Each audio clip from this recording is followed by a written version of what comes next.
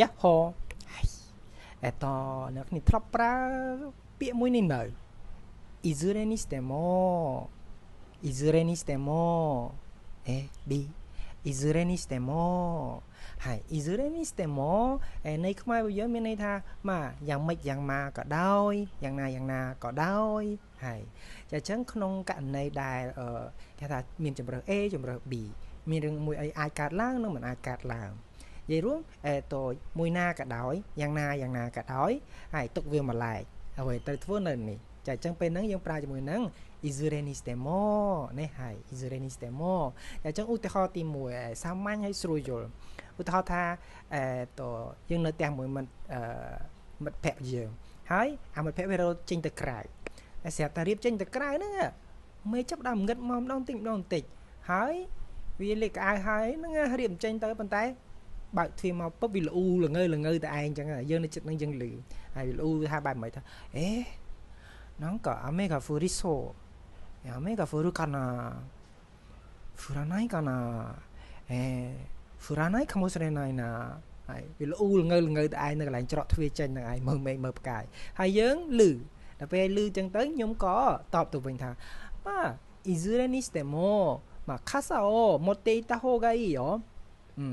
いずれにしてもはい傘を持っていた方がいいよはい念のため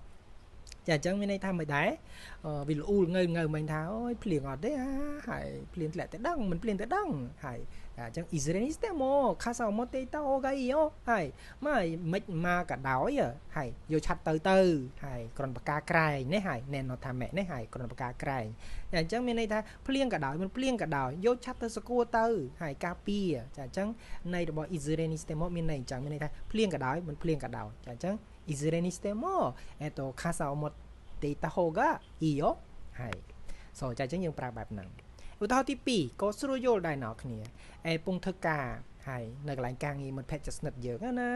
សប្តាហ៍ថ្ងៃនេះមានណាត់គ្នាថាទៅផឹកជុំគ្នាហើយ 3-4 នាក់អីចឹងទៅតែអាមួយដែលធ្វើការមួយយើងហ្នឹងវាល្អូល្ងើតែឯងថាអូ仕事終わらないな今日の飲み会行けるかな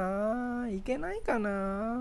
もう仕事まだ残ってるហើយវាល្អូល្ងើថាមិនទៅថាអូយការងារមិនតន់ចប់ផងនេះផឹកយកនេះដឹកបានទៅអត់ទេ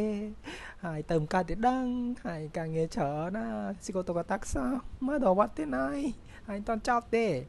ហើយយើងអត់ខ្វល់ច្រើនទេគ្រាន់លឺហើយប្រាប់វាវិញថាមិនដែរいずれにしてもいずれにしても店を予約してくれないはいいずれにしてもはい店を予約してくれないចាអញ្ចឹងយ៉ាងណាក៏ដោយឯងជួយកក់ហាងឲ្យផងបានអត់ចាអញ្ចឹងមានន័យថាម៉េចមានន័យថាហើយបានទៅក៏ដោយមិនបានទៅក៏ដោយទុកវាម្លែកនេះហើយតែជួយកក់ហាងឲ្យបន្តិចមកអីហើយចាអញ្ចឹងមានន័យអញ្ចឹងនេះហើយអូយនឹងឆ្លើយមកហើយ